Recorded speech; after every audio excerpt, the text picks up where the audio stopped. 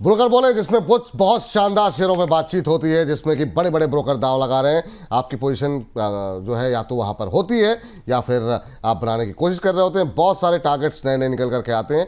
और विपुल चौरदिया जी कह रहे हैं डिफेंस सेक्टर पर एडवाइस प्लीज़। 1 बजे बात कर लेंगे सर। अब जो है पहले जरा ब्रोकर जहाँ कहाँ दांव लगा रहे हैं वो देख लीजिए, नोट डाउन कर लीजिए लेवल्स। हर्ष जो है बहुत सारी रिपोर्ट्स खंगाल के लेकर के आए हैं। हर्ष आज की पहली कंपनी जी, पहली कंपनी है पीएनसी इंफ्राटेक की हम लोग बात कर लेते हैं यहाँ पर। और जो एंटीक ब्रोकिंग की रिपोर्ट आई है, खरीदारी की सलाह दी है, 398 रुपीज़ के टारगेट दिए। यहाँ पे स्टॉक 301 302 के आसपास यहाँ पर ट्रेड कर रहा है। अब इनका कहना क्या है, देखिए इनका कहना है कि कंपनी में बहुत सारी पॉजिटिव थिंग्स हैं। सबसे पहले इनकी बैलेंस शीट जो है वो काफ़ी मजबूत है। यहाँ पर अगर आप देखें एग्जीक्यूशन के मोर्चे पर तो शानदार परफॉर्मेंस रही है।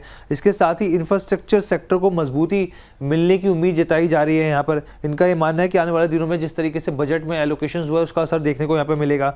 अगर आप यहाँ पे देखें तो प्रोजेक्ट अवार्डिंग जो स्थिति है वो भी काफ़ी बेहतर है। स्टैंड अलोन बिजनेस को अगर आप देखें वित्त वर्ष 2027 के एस्टिमेट के आधार पर तो यहाँ पे ईपीएस पर 10 गुना प्राइस टू अर्निंग रेशो के आधार पर ये वैल्यू कर रहा है। तो ये काफ़ी इंपॉर्टेंट चीज़ है यहाँ पे। और साथ ही इनका मानना है कि वित्त वर्ष 2026 के लिए जो रेवेन्यू ग्रोथ है वो 25% तक बढ़ सकती है। ठीक, यहाँ पर सर पीएनसी इंफ्रा पे रखिए आप नज़र। और यहाँ पर एंटीक ब्रोकिंग का मानना है 398 रुपये तक ये शेयर जा सकता है। अभी जो है पीएनसी इंफ्रा पे अगर हम देखें तो जो भाव देखने को मिल रहा है वो देखने को मिल रहा है 301 के आसपास। तो यहाँ से करीब करीब 100 रुपये 97 रुपये के आसपास के अपसाइड की उम्मीद। आपकी टिप्पणी सर क्या होगी सर?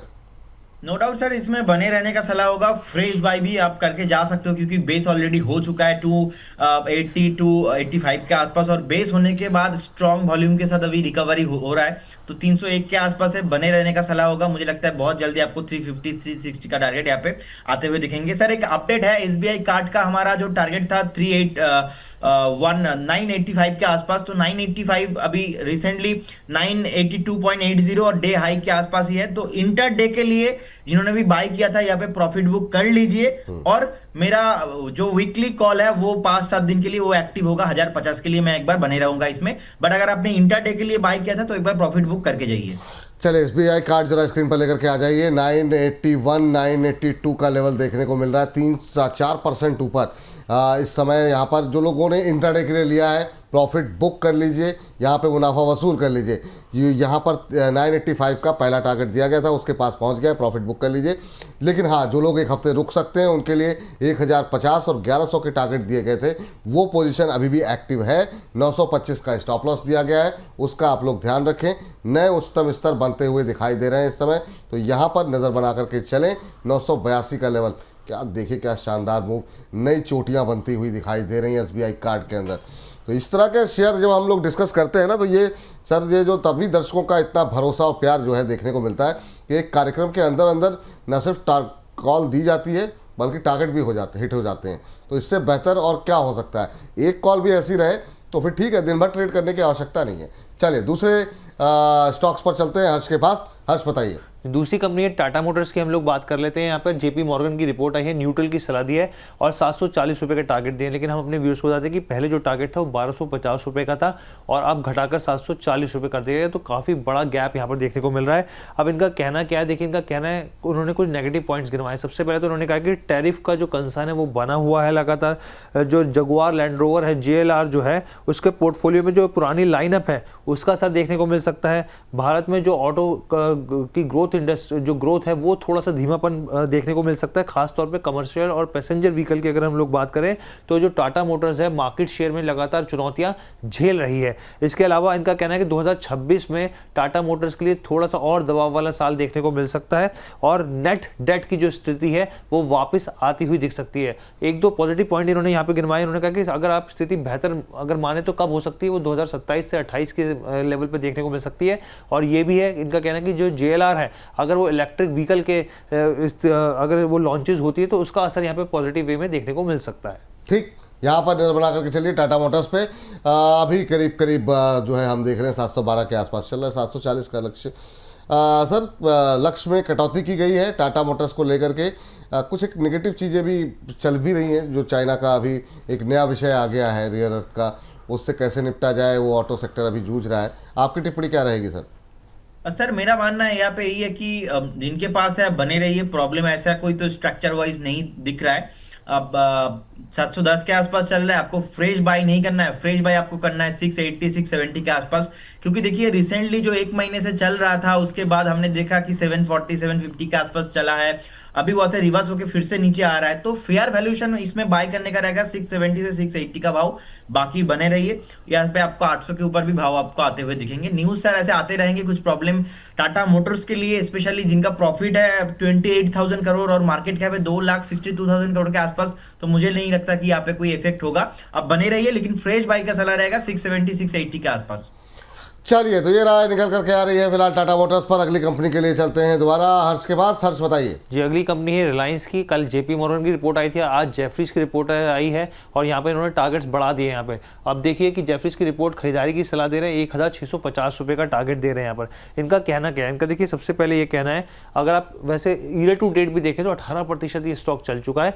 इनका ये कहना है कि FY26 में जो ग्रोथ आउटलुक है वो पॉजिटिव है। इसके साथ ही नए स्टोर का जो एडिशन है रिटेल, अगर इनका आप देखें यहाँ पे स्पेस में, तो नए स्टोर का एडिशन होता हुआ दिखेगा और तेजी से और यहाँ पे एक्सपेंशन होता हुआ दिखेगा। इसके साथ ही जियो टैरिफ की बढ़ोतरी की लगातार बातचीत चल रही है, तो उससे फायदा मिलेगा।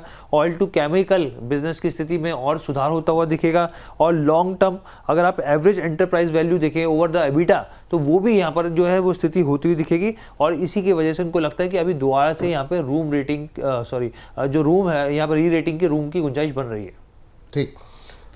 जेफरीज का मानना है 1650 के टारगेट, यानी मौजूदा स्तर से 200 रुपये ऊपर के टारगेट दिए जा रहे हैं। अच्छी रिकवरी है आज, आधे % की मजबूती। सर, रिलायंस इंडस्ट्रीज 1650 के टारगेट जेफरीज की तरफ से, आपकी तरफ से क्या टारगेट होंगे? डेफिनेटली सर बने रहने का सलाह होगा। नंबर 1 कंपनी है, देखेंगे 81,000 करोड़ के आसपास नीट प्रॉफिट है, नो डाउट। देखिए लास्ट बार जो टॉप बनाया था ऑलमोस्ट 1450 के आसपास ही था, वहां से फिर से हमने देखा कि थोड़ा डिप मिला। अभी स्ट्रक्चर कुछ भी प्रॉब्लम नहीं है, और आपकी के शो में हमने 1260 1300 के आसपास से ऑलरेडी मैं बाई कॉल दे के रखा हूं, तो इसमें अभी भी मैं लॉन्ग हूं। मेरा टारगेट रहेगा, पहला टारगेट इसमें 1550 का, और उसके बाद जो 1650 का टारगेट सर आप बता रहे हो वो भी आपको बहुत जल्दी आते हुए दिखेंगे। लेकिन थोड़ा बहुत आपको लॉन्ग टर्म व्यू बनाना है। रिलायंस इंडस्ट्री है, one of the biggest company है, तो यहाँ पे आपको 2-1 दिन में टारगेट नहीं मिलेंगे, और ऑलरेडी चल चुका है स्टॉक। लेकिन अभी जो 150 के ऊपर अगर सस्टेन करता है तो ये टारगेट थोड़ा आपको बहुत जल्दी आते हुए दिखेंगे। ठीक, ये राय यहाँ पर निकल करके आती हुई रिलायंस इंडस्ट्रीज को लेकर के।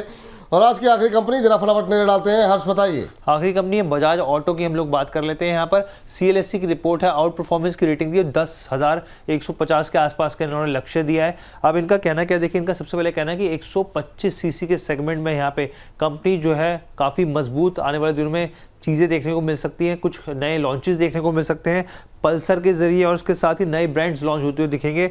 इसके साथ ही इनका कहना है कि जो चेतक इनका जो स्कूटर है वो EV के तौर पे जो लॉन्च होता हुआ दिखेगा, और साथ ही यहाँ पर आप 3 किलोवाट की बैटरी जो है वो भी यहाँ पर लॉन्च की जाएगी। इसके साथ ही इलेक्ट्रिक 2 व्हीलर स्पेस में जो है यहाँ पर और मार्केट शेयर बढ़ता हुआ दिखेगा।